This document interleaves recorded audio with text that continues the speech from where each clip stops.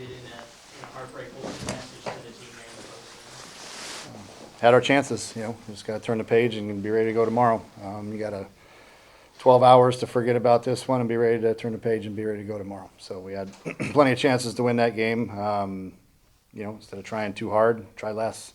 I think guys are just really, really wanting to be the guy to finish it off instead of just taking what the game gives you and relax and trusting your confidence and your preparation in that situation. So disappointing. Obviously, we have bases loaded, nobody out there, and chance to win it and at least tie it at the very least, and come away with a loss. That stings a little bit. Was that the message about the situational hitting? Obviously, you guys had a lot of chances there. The runners in scoring position, the numbers were not good. Was that the message that guys just need to stop trying to do it all? Well, pressure's on the opposing pitcher, not on the hitter in those situations. So just it's a learning process, development process. These guys will learn and continue getting better throughout the year. But today we weren't very good today. Jacobs hit home run, given up in 3 outings. What's the big adjustment for him to keep the ball low? Okay, so if you keep the ball low, you're going against his strengths. So do you want to do that? I would trust what he does. He's going to give up a home run every once in a while here. It is what it is. His ball rides and has got great carry. That's what makes him good. So I'm not going to get him away from that. Looking at this bullpen here today, Sean Fitzpatrick coming out for the third straight time here this week. How much confidence do you have in him in big lever spots? Well, Fitzy, he came in, closed the door against UCLA, a couple days ago. So I got all the confidence in the world in him. He's done a great job so far. He gave off the leadoff double there, and I think it was the ninth. I got behind 2-0 to a guy left on left matchup. If gets ahead with that guy, I'm pretty confident he puts him away. But when you fall behind, you put the hitter in a hitter's count, and he can sit dead red, and he did, and didn't miss it. So. Those are learning things for him as well, but I got a lot of confidence in Fitzy. What went into the decision to use Fitzpatrick and Lucas Kelly in the ninth instead of Coger, who's been your closer for most of the season so far? Well, there was, Coger through the other day. Fitzy, leadoff hitter, was left-handed. I thought that was a good matchup for Fitzy, and Lucas was already hot. I didn't want to burn him without burn him today without even using him. So he's been hot and was throwing bullets down there and has been throwing the ball outstanding. I felt confident with those two guys. You're one hit or one strike away from closing out the game. You're one hit away from tying and potentially winning it. What's going to happen next time in that scenario? Are you going to be able to finish the game off? Just execute better. You tell me how you're going to finish the game off. You continue executing. And I told the guys that hopefully you're in that same situation tomorrow. I believe in these guys. They're going to be just fine. Today was stung a little bit. We had chances to win it and put it away. We just didn't. But you got to keep believing in yourself in those situations when you get into them to continue believing that you're going to get it done. You got to want to be in those situations, period. Because in case you didn't notice, we're going to be in dogfights every night. I think just about every game we played has come down to one pitch, here or there. So get used to it. We got to be comfortable with that situation because chances are we're going to be a lot more of those type of games. So good guys or champions rise up in those situations, and I'm confident in those guys in that locker room that they're going to be able to do that.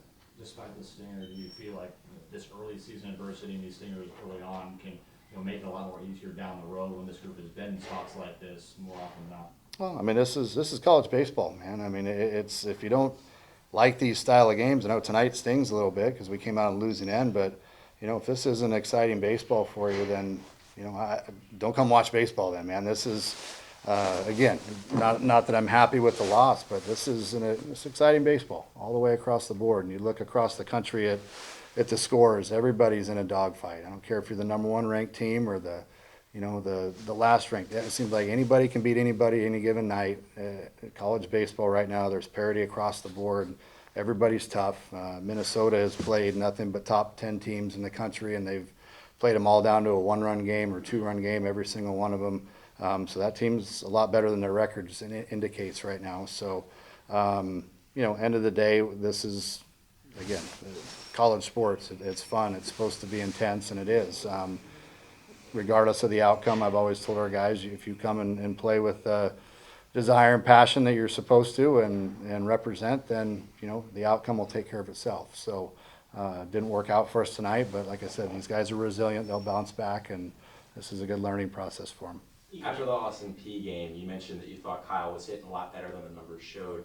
A week and a half later, he's still hitting under 100, and he had his chance to get in the bottom of the 10th and flew out. What adjustments does he need to make to really start putting the ball in play? Well, he lined out, putting the ball in play. He hasn't struck out all year long. So that's not the issue. The issue is, the kid, they keep throwing the numbers up there, and I'm sure the kid's thinking about it.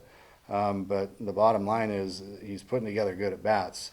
He lined out to right field his first at bat, got hit by a pitch, walked. He doesn't hit into double plays. Like the kid, I believe in the young man that he's going to get going. I wholeheartedly believe I could have very easily pinch hit for him there. But I trusted he was going to get it done. Now he didn't ultimately, but I believe in my guys. And he's a great kid. He works his tail off every day. And I think he's one of 10 or 12 guys in the country that hasn't struck out. That was kind of my thought right there. He's not going to punch out. He's going to put the ball in play. He's a tough guy to double up. At worst, we're going to tie this game right here. Just didn't work out, but it's not due to a lack of me not trusting my guys. Matt King started tonight, went 3 for 4. Does this kind of performance lead to potentially more starts for him down the road? No, I mean, bottom line, I've said it all along. These guys we got a lot of competitive guys in there that want to play. And, the cream will rise to the top, and those guys will end up getting the majority of playing time. So, again, we're early on in this season. We're 10 games in. We need those guys to start getting going, in the middle, certainly. Matty had a great game tonight, and hopefully he continues to build on it. You get Joe Zion there at the end. He didn't start. I know you talked about wanting to make sure that he's not overworked at points behind the plate. Was that behind the decision to bring him in, or was it something you just saw in the matchup? No, Crum's been dealing with the hand issue. That's why he didn't play at UCLA. And didn't start tonight, but he said he felt a lot better today. We had some tests done that came back in his favor, so we knew there was nothing structurally wrong with it, but he told me today after batting practice that he could swing, and he felt good swinging today. So I had already had intentions of having Briggsy start that game, and but I knew we could use him in a spot to pinch hit if we needed to. Is that the plan again tomorrow? Is he potentially okay to catch at some point this weekend, or is that off the table? He caught tonight. Oh, you're right. Yep. Looking at Landon Harrison, the 5 spot, again, really trusting the freshman, a lot of big moments. And what do you see from him and how much he's grown as, his experience, not as much?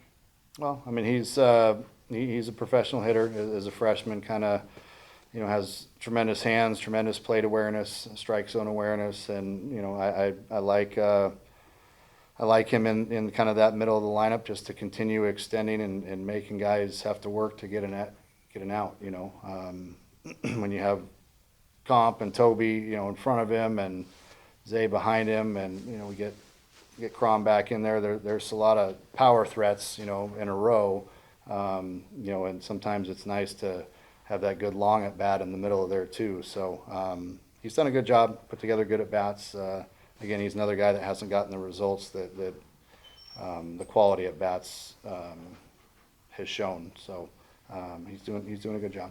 Coach, you used 4 relievers tonight. How will that affect the bullpen's usage the rest of this series? We got plenty of depth. Not worried about it. I did bullpen with Sean. He seemed a little frustrated after this one. Overall, the atmosphere in the dugout, how much do you think this group's fired up to come back and get a big win tomorrow? No, I mean, like I've said it all along, these guys bounce back. They're resilient. They're not gonna roll over and die just because we lost a tough one tonight. They'll be back ready to go tomorrow. Isaiah Jackson played well on both sides of the ball, on the plate, in the field.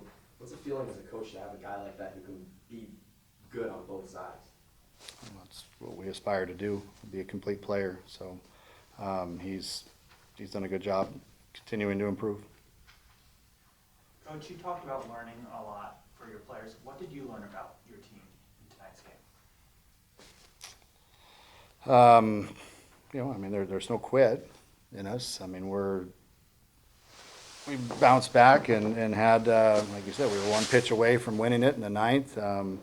Gave up the lead, tied it, went to extras. They took the lead, and we bounced back and put ourselves in position to win the game. So, you know, we're not gonna roll over and die. We loaded the bases up, and again, we didn't come through with a big hit or, you know, the big execution right there, but, we didn't come out and punch out 3 times, roll over and die. So, the facts are we continued to battle and put ourselves in that situation. So I'm confident if we continue to do that, guys, they'll start coming through.